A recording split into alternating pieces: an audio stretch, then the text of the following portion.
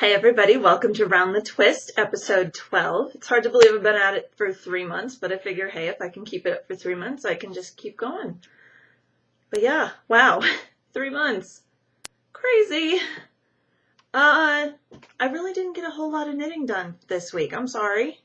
But this last weekend, there was a big for our area, letterboxing gathering. I think there were originally supposed to be about 20 of us, and it ended up being about 13 because of the flu and whatever else came down.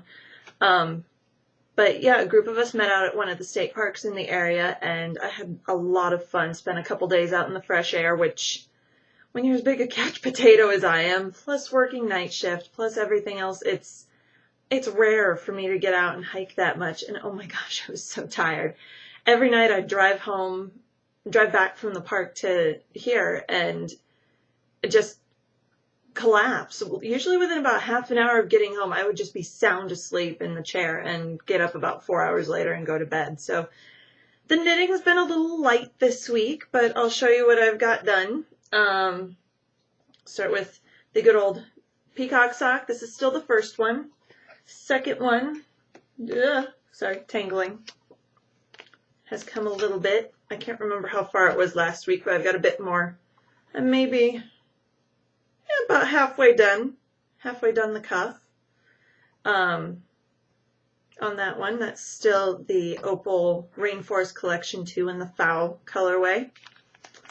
So that's coming along. That's still kind of my TV knitting, although it has been, since it's not Christmas knitting, it has been replaced. Dad, Mom, go away for a while. Dad's Christmas present. I am past the gusset. Yay! On the second sock. So this is now my new TV knitting because I don't have to keep track of the cable that's up on the cuff, and I can just go to town. And let me see. I'm already on my second set of twists going down the foot. Well, you probably can't see it. I know the light's not great in here, but going down the side of the foot, there's a little cabled area with purls on either side, and it's like you go 12 rows doing those 2 stitches as knit, and then you do 3 sets of twists, just so you don't go stark raving nuts trying to do a big gray sock. And I have to do 4 sets of twists before I start the toe, and I'm almost done with the second set. So yay, that's coming along. That's still the Patton's Croix in Gentry Gray. And then Mom's sock, sad, lonely little sock, I have done nothing on. Absolutely nothing. It's still sitting at the ribbing and 1 pattern repeat, so really nothing to show you there. That's still the Kittree sock pattern from Socks Arena. Still working on the twist and shout on my spinning. I got a very little bit of spinning done this week, and then, yeah, I think tonight's going to be dedicated to spinning. I feel the need to spin tonight for some reason. So I'm still going to be working on that Crown Mountain twist and shout. I'm still on the second bobbin. I'm maybe about halfway done with that second bit. So we'll see. Hopefully I'll have that second bobbin done by next week and be started on the third, because I'd really like to get that done. And then we'll see what I do with it after that. Anything else? No. I left a big chunk of time here because I decided not to do a finished object of the week. I decided instead, sorry, I have to rearrange a little here, to do an unfinished object of the week. And actually, in the midst of my stash diving last week when I was pulling up the stuff for Sarah's present, which I haven't cast on yet, so don't even ask, I came across my oldest UFO that shames me. Because it's beautiful, and I don't know, I know why I didn't finish, I'll tell you. I started this back in either December of 2002 or January of 2003, the year that I was up in Rochester, Minnesota, doing my nursing clinicals at Mayo Clinic. Everyone in my nursing program spent a year up there going through the different clinicals, the different settings within the Mayo system. So that was kind of cool.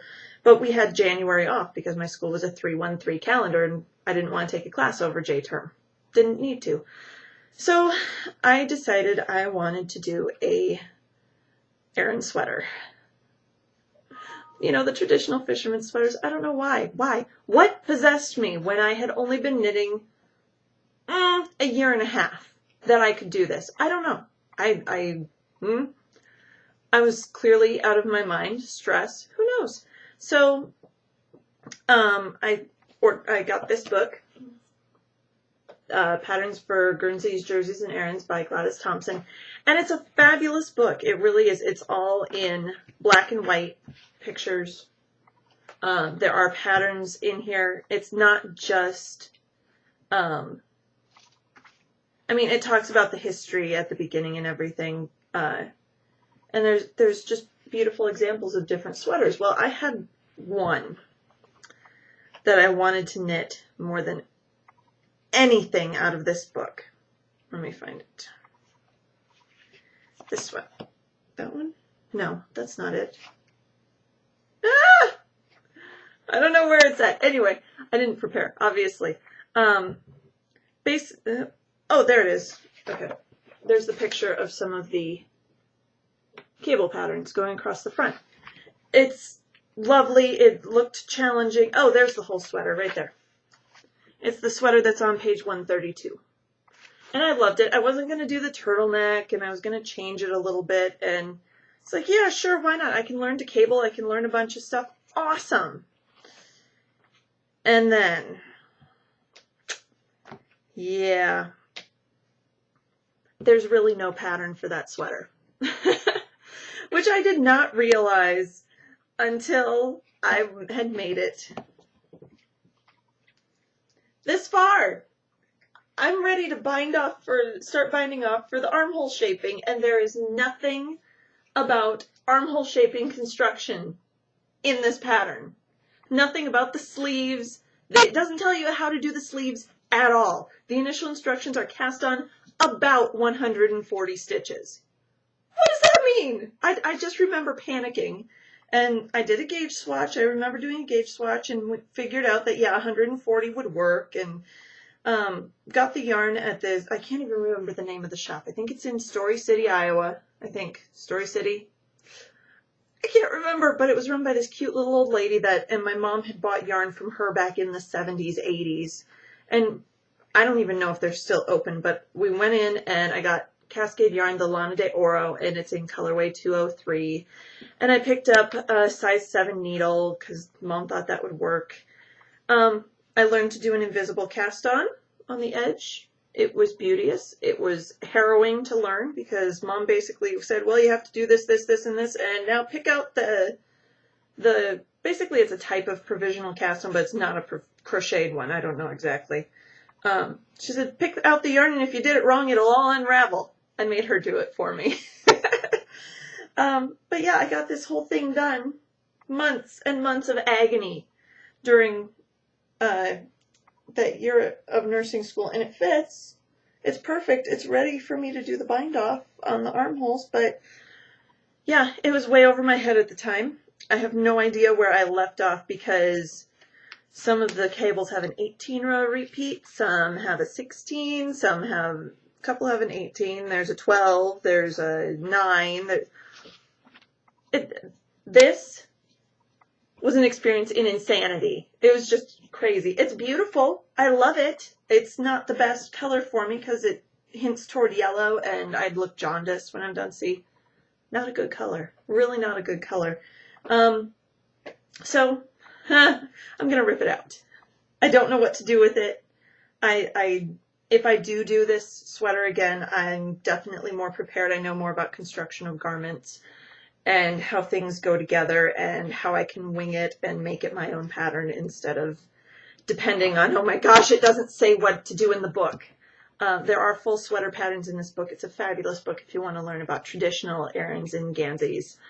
And yeah, that's my UFO of the week. And tell me about your guys' oldest UFO that you've got. And I will see you guys next week. Until then, happy knitting.